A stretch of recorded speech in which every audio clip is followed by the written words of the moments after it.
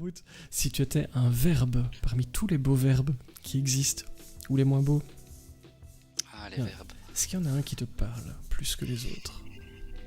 Ah ben, c'est la même chose que tout à l'heure, finalement, c'est vibrer, je crois. Ouais, vibrer, c'est un peu ce que je cherche dans la Donc, vie. Quand je un vibre jour, pas... je suis tombé sur tes publications sur Instagram. Évidemment, on va en parler. C'est là que tu es le plus présent publiquement. Euh, Ouais, et qu'est-ce qui t'a poussé à publier ce je suis tombé livre-ci? sur quelques petites citations, mais j'écrivais plus beaucoup pendant un temps. J'ai plus écrit du tout pendant 10 ans, 10-15 ans de ma vie. Ou très peu, quoi, des petites phrases, justement. Et je suis retombé sur quelques-unes, je me suis dit: «Ah bah tiens, je les partagerais bien». Donc j'ai commencé à faire des petites images de fond pour pouvoir les mettre dessus et je fais ça, sans trop de prétention. Mais j'ai eu des chouettes commentaires, puis des gens ont commencé à me suivre et heu j'avais des chouettes retours et puis à un moment donné, il y a une maison d'édition qui est venue me trouver et m'a proposé de faire un livre, avec ce que je voulais finalement dedans. Puis je me suis dit: «Bah, voilà, c'est l'occasion de se lancer quand même une fois. J'ai envie d'avoir un livre à moi, en fait, ça me fera plaisir». C'est un mix de 3 choses. Il y a les petites phrases, il y a les pensées un peu et les petites nouvelles et alors après un peu de Je vous spoil poésie rien. parce Ça que qui est quand bien dans même le livre, c'est qu'on peut picorer, on en parlera, mais moi, c'est une de mes phrases préférées. J'ai dit qu'un jour, je te demanderais pour te la piquer, la mettre, tu vois, au début d'un livre ou des trucs comme ça, en te citant, hein, bien évidemment. avec plaisir. Mais j'adore cette phrase. Si ça n'en vaut pas la peine, ça en vaut peut-être la joie. J'adore cette phrase. Je crois que c'est ma préférée de tout. Mais il y a tellement de petites phrases comme ça qui sont parfaites. Pendant que je change, ces exemples-là vont aussi vous montrer, si vous n'avez pas eu l'occasion d'aller voir ce que Johan publie tous les jours, hein, je pense, ou à peu de choses près, ça va vous montrer un peu. Il y a une palette assez large de choses qui vont un peu de la noirceur à l'obscurité, en cherchant toujours la lumière. Il y a des jeux de mots, Ouais. il y a de l'humour, il y a plein de choses. Et par exemple ça, elle est morte dans un dernier soupir, celui de tous ses proches soulagés. Est-ce que ce serait C'est le pas un petit peu l'outil de l'humour cynique que si, ça j'adore moi. Il parlait beaucoup trop avec les mains, d'autant qu'il avait très souvent les poings serrés. Ouais.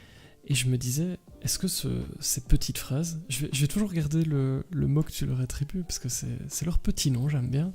Est-ce que c'est aussi l'occasion de faire passer des messages, comme tu l'as un peu dit, et donc de faire réfléchir, comme tu le disais si bien, et de pousser des coups de gueule, comme j'imagine celle-ci est un coup de gueule. Ouais, c'est un coup de gueule sur la violence physique, tout simplement, parce qu'en fait, pour moi, ça ne résoudra jamais rien et que des arbres des peurs, des arbres qui m'encerclent, mais restent immobiles. Je reste cloué sur place. Ils m'observent silencieusement. Je m'inquiète pour ma survie. Ils semblent me vouloir du mal. J'ose un pas de côté, une racine me fait trébucher. Je reste au centre du cercle. Ils m'observent encore et toujours. J'attends. Je ne bouge plus. Je suis encerclé par 1000 branches, coincé. Je sens la tension qui ne cesse d'augmenter.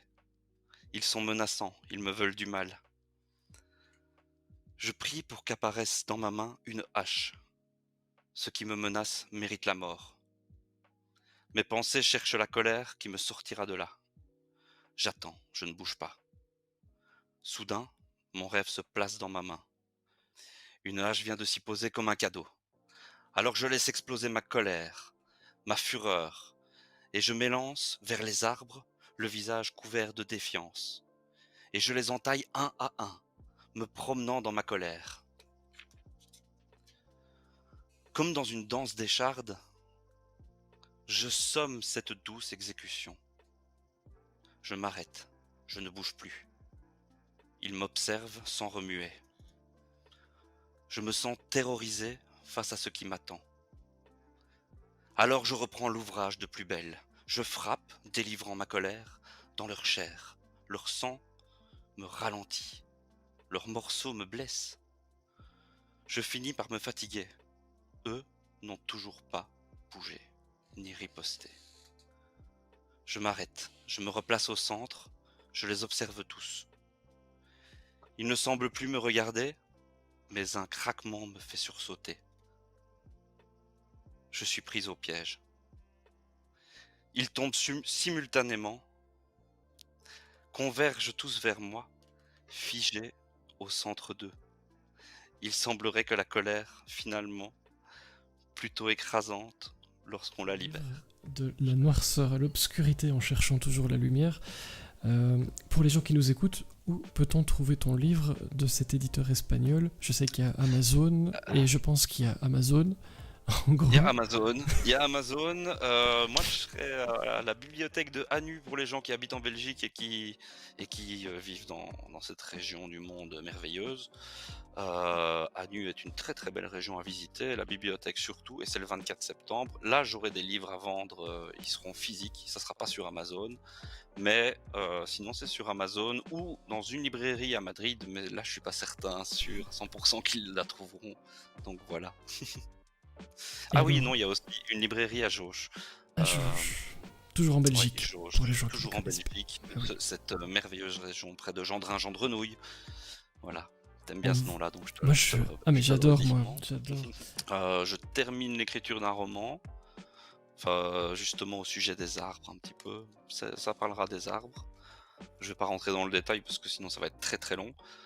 Mais il y a ça et un recueil de contes qui lui est fini et c'est attaché à ce roman, donc c'est un peu une sorte de suite à ce roman, mais il n'y aura pas besoin de lire le roman pour comprendre les contes, puisqu'ils sont c'est chaque fois comme des petites nouvelles finalement. Et ce sont des contes avec des arbres comme héros. Et on te réinvitera quand on pourra les lire. Ça serait formidable, ouais. Et s'il y a des dessinateurs qui veulent dessiner des arbres et lire les contes pour en faire des, je sais pas, des tableaux, ce serait super. Bah écoute, l'appel est lancé. Si vous êtes Ouais. illustrateur ou voix off ou peintre ou toute autre chose, bah n'hésitez Tout ça. surtout pas.